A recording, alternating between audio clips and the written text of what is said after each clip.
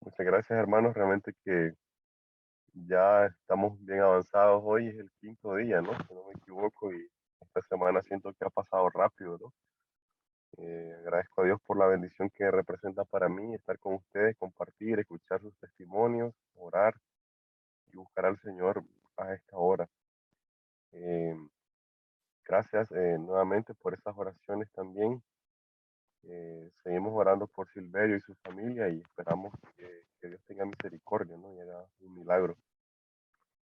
Bueno, el día de ayer estuvimos presentando la palabra en el Evangelio según San Juan, en el capítulo 10, ¿no?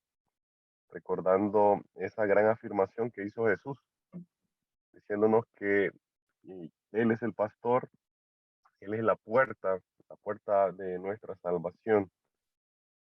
Y yo creo que olvidé leer el versículo 22.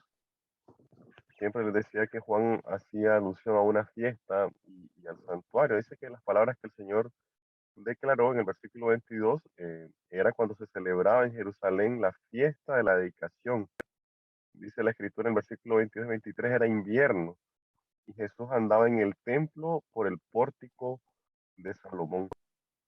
Qué bonito realmente la forma en que Juan lo hace, y lo hace de una forma muy intencional. A veces, bueno, no tenemos el tiempo, ¿no? Pero pasamos desapercibidos que este era el cumplimiento de una profecía en Jeremías, cuando el Señor mismo habla, ¿no? Que la voz de Dios se iba a escuchar precisamente en los pórticos de Jerusalén, el pórtico de Salomón. Y Jesús le da fiel cumplimiento a todo esto. Y Juan por eso tiene el detalle de escribirnos en qué lugar, en qué momento se encontraba Jesús. El día de hoy vamos a continuar nuestro estudio. Yo siento que la semana se me hizo corta, ¿no? Y ya, por ejemplo, Jorge me ha dicho que mañana tengo que decirme testimonio y ya prácticamente el sábado concluimos. Y se me han quedado tres temas ahí que también quería presentarles, pero eh, realmente que ante las circunstancias que hemos vivido, que hemos experimentado, ha habido mucho sufrimiento en el pueblo de Dios. Eh, Nosotros las últimas 3 semanas hemos tenido tres muertes en medio del pueblo del Señor muy, muy fuertes.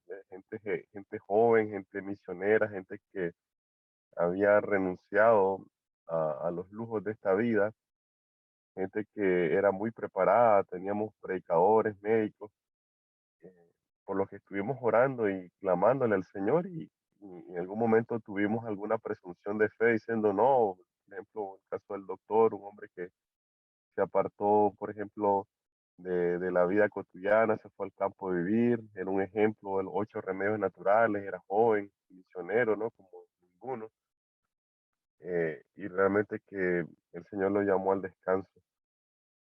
El año pasado, para esta fecha, estuvimos orando por dos pastores eh, y rogándole a Dios. Había un pastor joven, como de 32 años, con su esposa. Ellos eran migrantes en el país en el que estábamos. Tenían dos pequeños hermosos, ¿no? Muy, muy pequeñitos, 4 y 3 añitos, creo, la niña.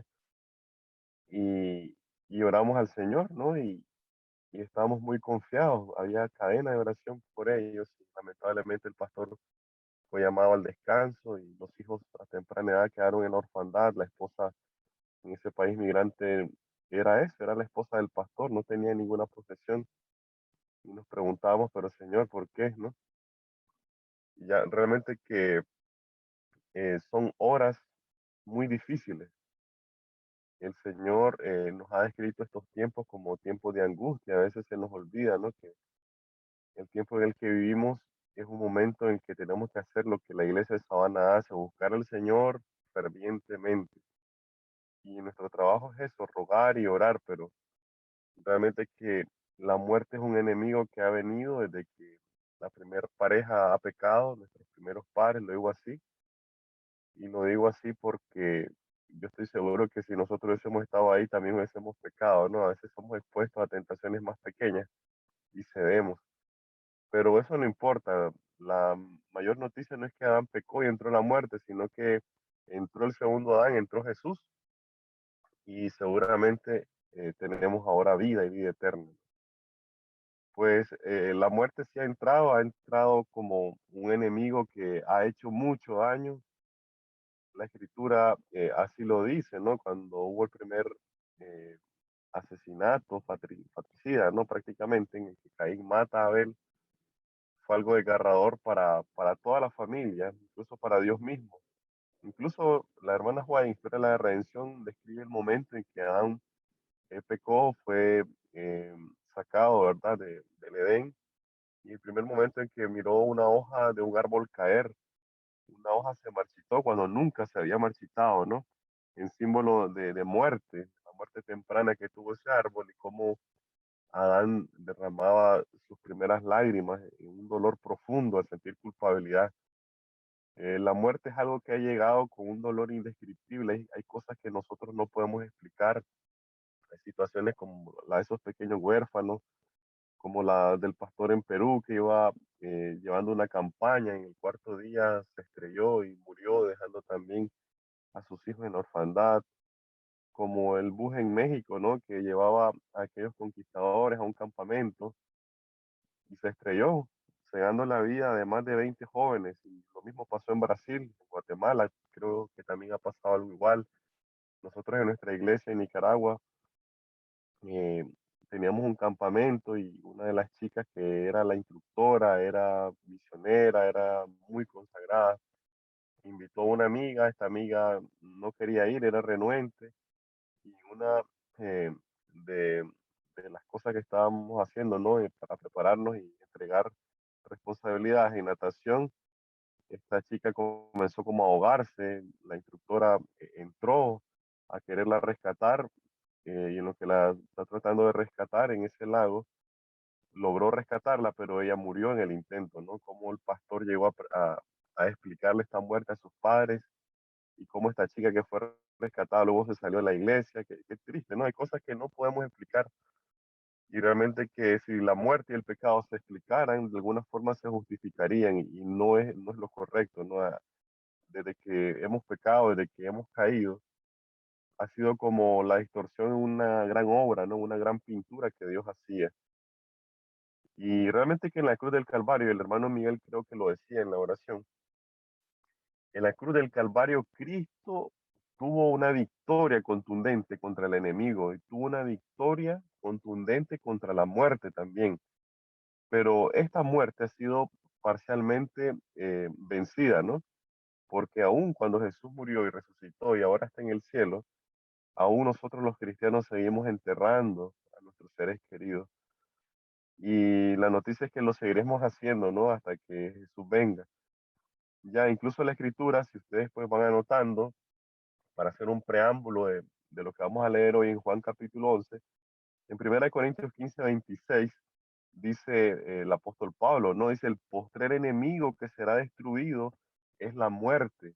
Y lo cita diciendo el postrer enemigo porque es un enemigo que hoy sigue haciendo daño, es un enemigo que hoy sigue cegando vidas, sigue arrancando padres de familia, madres de familia, hijos.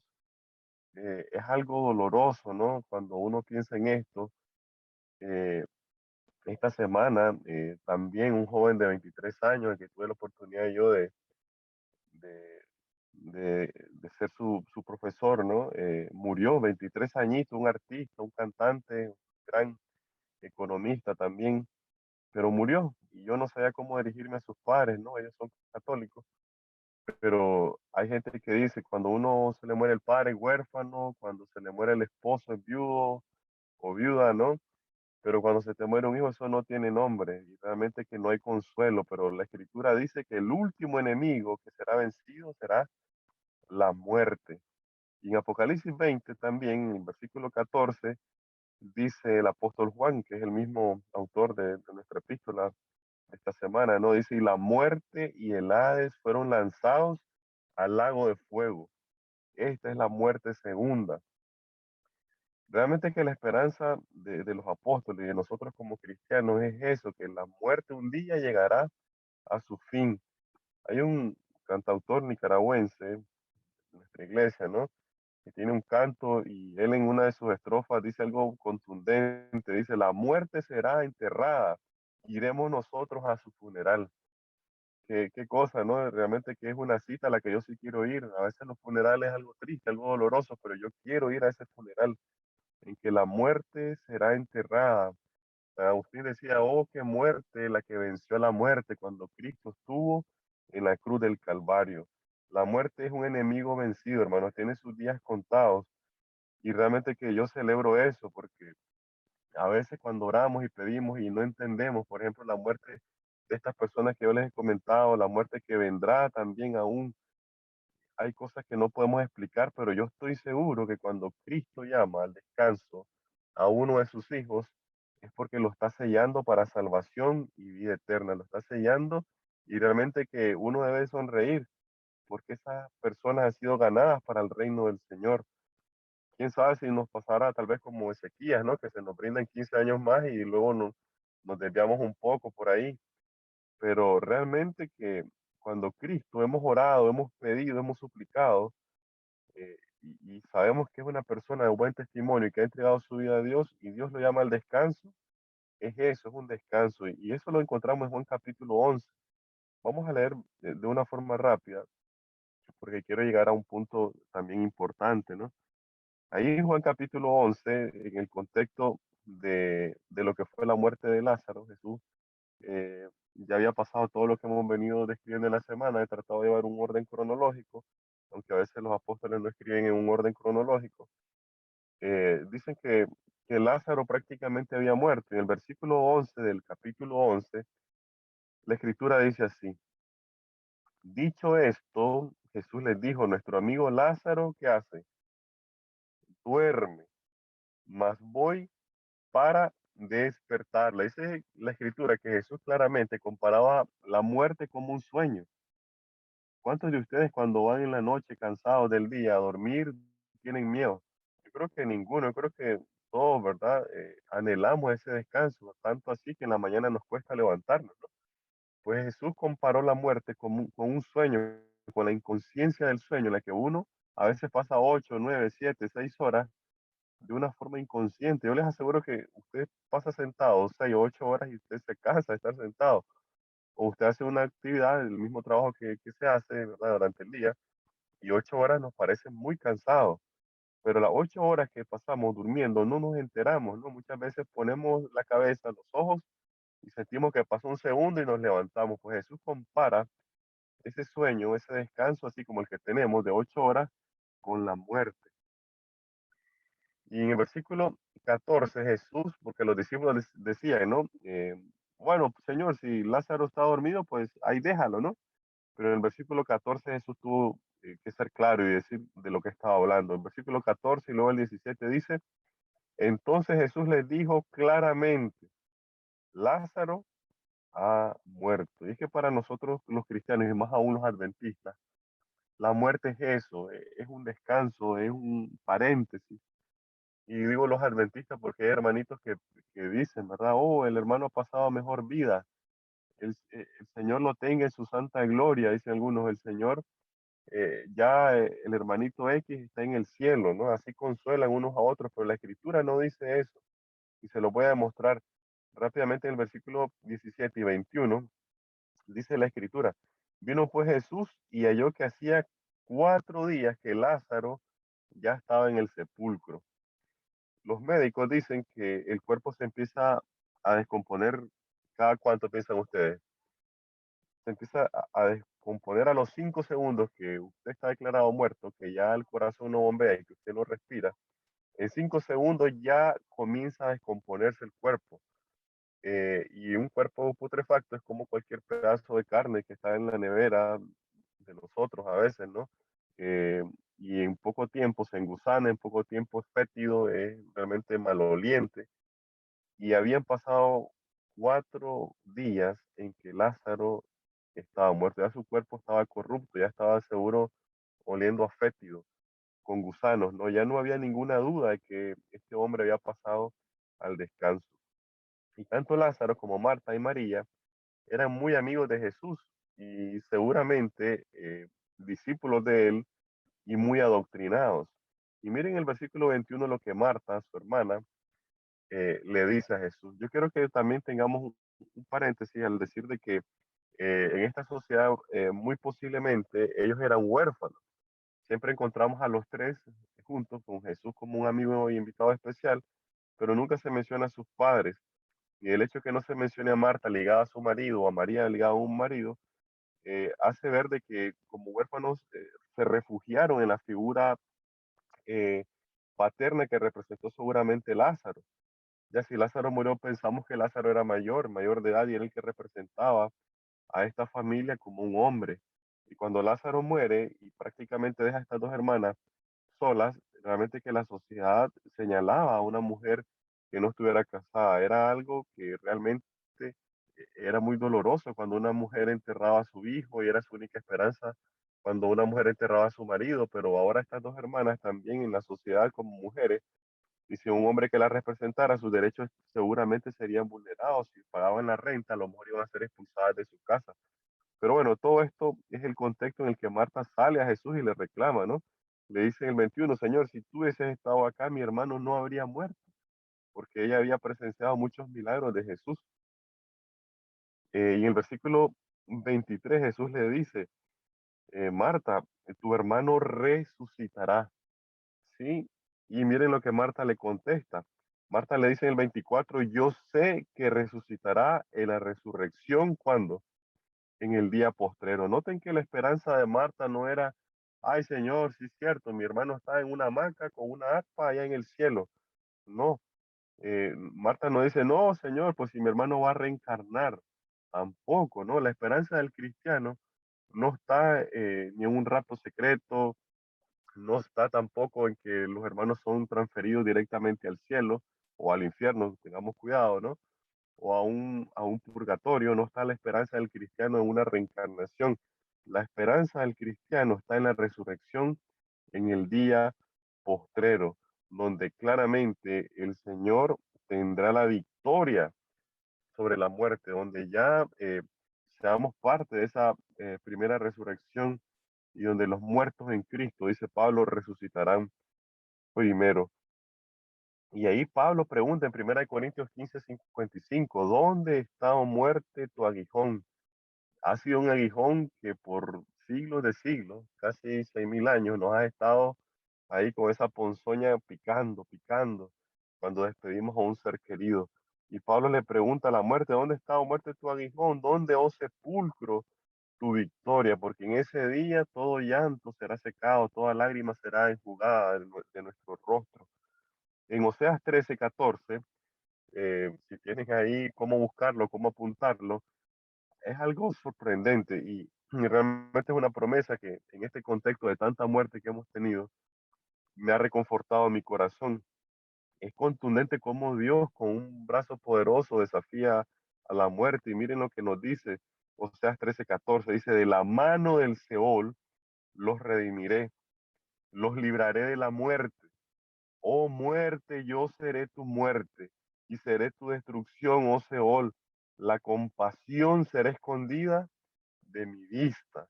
Pocas veces el Señor habla con estas palabras, no dice que un día la compasión será apartada de él porque él será la muerte de la muerte. Yo anhelo al príncipe de la vida venir en ese caballo, ¿verdad?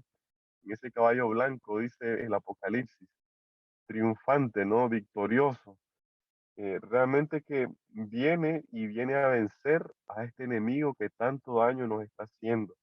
Y él le dice, oh muerte, yo seré tu muerte. Me llena de gozo pensar en Jesús ya no como un bebecito, un pesebre, ya no como un humilde carpintero, ya no con aquella humildad con que enfrentaba a los escribas y fariseos, sino ahora como un Señor victorioso, como el Rey de Reyes y Señor de Señores que es, y le dice a la muerte, tus días están contados. Y ya quedándome poco tiempo, quiero leer el versículo que para mí, si no es el más grande, es tal vez el segundo junto con San Juan 3:16. Realmente que estos dos versículos se encuentran en Juan, ¿no? Juan 11:25, yo creo que casi todos ustedes se lo saben de memoria. Y le dijo Jesús, yo soy la resurrección y la vida. El que cree en mí, aunque esté muerto, vivirá. Y digo que es uno de, no solamente de mis favoritos, sino de los más importantes en la Biblia porque en él se resume la esperanza del cristiano, en él se resume la identidad de Jesús, se resume la misión de Jesús y se resume también nuestra esperanza. Jesús dice, haciendo alusión a su divinidad, yo soy, así como se le presentó a Moisés en el desierto, yo soy el que soy, y como hemos visto esto, yo soy en esta semana, dice yo soy la resurrección. En él está nuestra esperanza, no de reencarnación, no de una transportación, transfiguración. Está la resurrección y en él también descansa la vida. Y la palabra clave también para nosotros es creer en Él. El que cree en mí, dice Jesús, no en una doctrina, no en otra persona. El que cree en Jesús, aunque esté muerto, vivirá. Y Juan acompaña estas palabras en Apocalipsis 26, cuando nos dice, bienaventurado y santo el que tiene parte en la primera resurrección, porque la segunda muerte no tiene poder sobre estos, sino que serán sacerdotes de Dios y de Cristo y reinarán con él 1000 años. Dice la Escritura que seremos sacerdotes, hermanos. Estos hermanos que hoy enterramos, estos hermanos que con sufrimiento nos despedimos, la Escritura dice que han sido sellados para salvación y sus obras siguen.